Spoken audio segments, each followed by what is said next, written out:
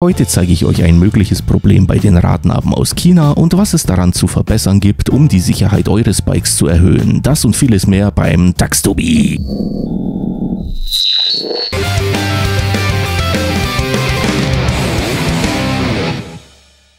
Es dürfte sich in den letzten 10 Jahren bereits rumgesprochen haben, dass ich so einige Radnaben verbaut habe und ersetzt habe, so zum Beispiel die weiche Radnabe aus meinem ersten chinesischen Minibike, bei dem die Radbolzen abgeschert sind. Davor haben dann diese Radbolzen, die haben ordentlich in dem weichen Material gearbeitet und haben dann diese ehemals runden Bohrungen ziemlich eiförmig ausgearbeitet. Als ich mir kürzlich eine neue Radnabe aus dem Lager geholt habe und die in eine neue Schwinge einbauen wollte, da ist mir was aufgefallen, und zwar der Innenring von diesem Kugellager, der ließ sich nur wirklich sehr schwer durchdrehen. Gut, kann ja mal passieren. Ich habe mir dann zum Vergleich eine Dachs-Radnabe aus dem Lager geholt, versucht durchzudrehen. Hey, da ging es sogar noch viel weniger. Da hat sich der Innenring auf einer Seite nur minimal bewegt, auf der anderen Seite fast gar nicht. Kann ja mal passieren. Ich habe mir dann noch eine weitere Monkey-Radnabe, diesmal eine hintere Radnabe hergenommen und versucht rumzudrehen. Auch da das gleiche Spiel. Alles extrem schwergängig. Okay, einfach kurz die Lager abziehen und fertig. Und um zu verhindern, dass so ein Lager schwergängig ist, am besten gleich das Radlager komplett weglassen, denn wenn was nicht da ist, das kann ja schon mal überhaupt nicht schwer laufen. Kein Witz, sowas habe ich tatsächlich schon mal auf einem anderen Kanal gesehen. Ich habe leider keine Videoquelle mehr zur Hand. Nach kurzer Fehlersuche habe ich dann die Wurzel von diesem Übel dann gefunden, und zwar innen drin, da ist so eine Art Abstandsbuchse. Und diese Abstandsbuchse, das ist nämlich der Clou an der ganzen Sache, die muss das korrekte Maß haben. Diese Buchse, wenn sie also nicht sauber ausgearbeitet ist, die kann dann dafür sorgen, dass sie dann auf die Innenringe von den Kugellagern drückt, die dann sozusagen aus der Spur bringt, und dann laufen die Kugellager nicht mehr. Das kann im schlimmsten Fall dann sogar so weit gehen, dass sie die Radmutter, wenn er sie anzieht, dass sich dann die komplette Radnabe nicht mehr drehen lässt, die geht fest. Doch hier kommt die Lösung für dieses delikate Problem.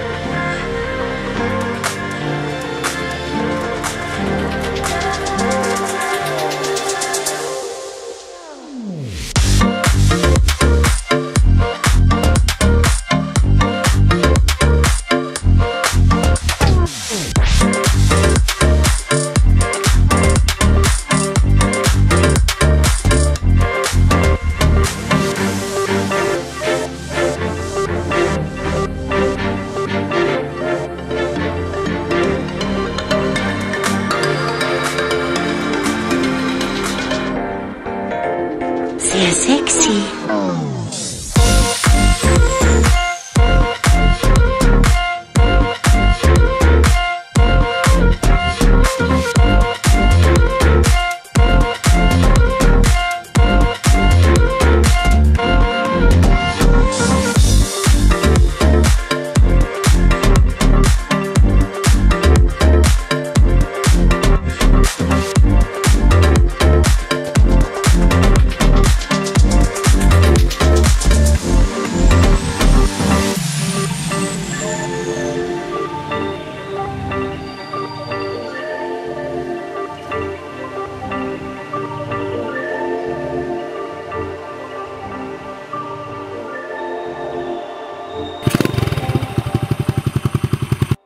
Um die ganze Sache noch ein klein wenig verständlicher zu gestalten, hier noch einige technische Erläuterungen, die ich für euch zusammengefasst habe. Die Radlager bei China Dachs und Monkey-Naben sind als sogenannte Rillenkugellager ausgelegt. Die Bezeichnung Rillenkugellager, die rührt daher, weil die Kugeln, wie der Name schon sagt, in 2 Rillen geführt sind. Zum einen haben wir eine Außenrille am Innenring und eine Innenrille am Außenring, sowie dann einen sogenannten Käfig, in dem die Kugeln im richtigen Abstand zueinander in diesen Rillen dann geführt werden. Doch was hat das nun mit unserer Radnabe zu tun? Ich würde sagen, eine ganze Menge, denn im Idealfall, und ich spreche hier wirklich vom Idealfall, den ich jetzt bei mindestens 4 Radnaben eben nicht erlebt habe, dann spielen alle Komponenten der Radnabe zusammen, es ergibt sich das richtige Maß, man kann dann die Mutter von der Steckachse der Hinterachse aufs richtige Drehmoment festziehen, anknallen oder mit dem richtigen Drehmoment dann festziehen, je nachdem was einem lieber ist, und alles dreht sich.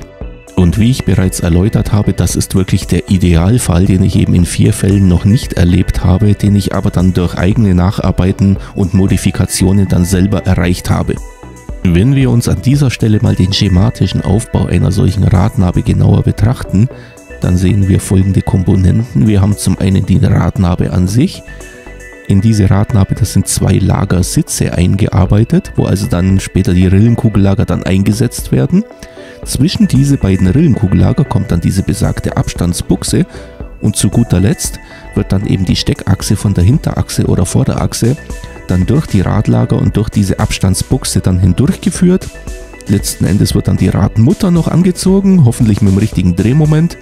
Und nur dann, wenn wirklich sämtliche Abstände und Abmessungen korrekt eingehalten werden, nur dann drehen sich die Lager leicht. Andernfalls kann nämlich das Folgende passieren, was also auch bei meinem Radlager dann der Fall war, was ich euch dann hier auf dieser Skizze mal kurz aufgezeichnet habe. Und an dieser Stelle vom Video gehen wir doch mal näher darauf ein, was eigentlich für ein Problem bei meiner Kina-Radnabe vorgelegen hat. So sexy. Wie wir nun alle wissen, hängt die Leichtgängigkeit einer solchen Radnabe von mehreren entscheidenden Faktoren ab, unter anderem dann eben auch von der verwendeten Abstandsbuchse. Bei dieser Abstandsbuchse, die muss also wirklich dann 100%ig passen, dass dann die Lager auch im richtigen Abstand zueinander stehen, was ich euch hier mal an dieser Stelle übertrieben dargestellt skizziert habe. Bei meiner Radnabe, da war es also so, dass diese Abstandsbuchse nicht sauber ausgearbeitet war, die war also auf einer Seite ungleichmäßig dann abgeschliffen sozusagen, und ich habe mich dann dran gemacht, mir eben genau auszumessen, was brauche ich da für ein Maß, bin dann auf das Maß gekommen, was ich da eben wirklich benötige, und habe festgestellt, wenn ich diese Abstandsbuchse einsetze, die ist an einer Stelle so ungleichmäßig abgeschnitten oder abgeschliffen gewesen, dass die an dieser Stelle immer das Lager versucht hat, aus dem Sitz herauszudrücken, wohingegen dann die Radnabe in Verbindung mit der angezogenen Radmutter dafür gesorgt hat, dass dieses Lager in Richtung Innenseite von der Radnabe gedrückt werden sollte. Daraus resultierte dann, dass die Kugeln nicht mehr in ihrer richtigen Laufbahn dann drin steckten und einseitig belastet wurden, was dann zu einer Blockade führte. Das führt dann so weit im schlimmsten Fall, dass dann die Radnabe sich überhaupt nicht mehr drehen lässt. Je nach Anzugsdrehmoment geht es also dann zuerst damit los, dass sich das Radlager dann sehr schwer drehen lässt. Zieht man dann aufs benötigte Drehmoment fest oder will die Radnabe dann anknallen, dann kann es passieren, dass die Radnabe dann überhaupt nicht mehr umgeht. Ich habe mir dann also dadurch Abhilfe geschaffen, durch meine Modifikation, die ihr in den vorherigen Aufnahmen gesehen habt. Ich habe mir das also korrekt ausgemessen, was da zu viel dran ist, was da übersteht an Material, und habe das dann abgeschliffen. Im gleichen Zuge habe ich mir dann noch eine weitere Veränderung ausgedacht, und zwar ich habe dann in der Steckachse von der Hinterachse mir eine Bohrung angebracht. Diese Bohrung habe ich so angebracht, dass wenn die Radnabe wirklich gescheit angeknallt ist, dass nur dann der Sicherungssplint eingesetzt werden kann. Also ähnlich dem Prinzip, wie es auch bei einer DAX-Steckachse ist, wo ja dann auch der Sicherungssplint erst an der Stelle eingefügt werden kann, wenn das korrekte Radanzugsdrehmoment erreicht ist. Alles in allem also eine recht sinnvolle Modifikation. Falls ihr euch die auch vornehmen wolltet, diese Modifikation, und euch nicht selber zutraut, dann könnt ihr mich gerne kontaktieren. Ich habe die E-Mail-Adresse zuvor mal kurz eingeblendet gehabt. Und wenn ihr jetzt auf der rechten Seite schaut, dann werden euch weitere interessante Videos vorgeschlagen. Ebenso wie auf der linken Seite, da gibt es dann auch ein weiteres Video, was durchaus sehenswert ist. Vielen Dank fürs Zusehen und bis zum nächsten Mal, euer DAX Tobi.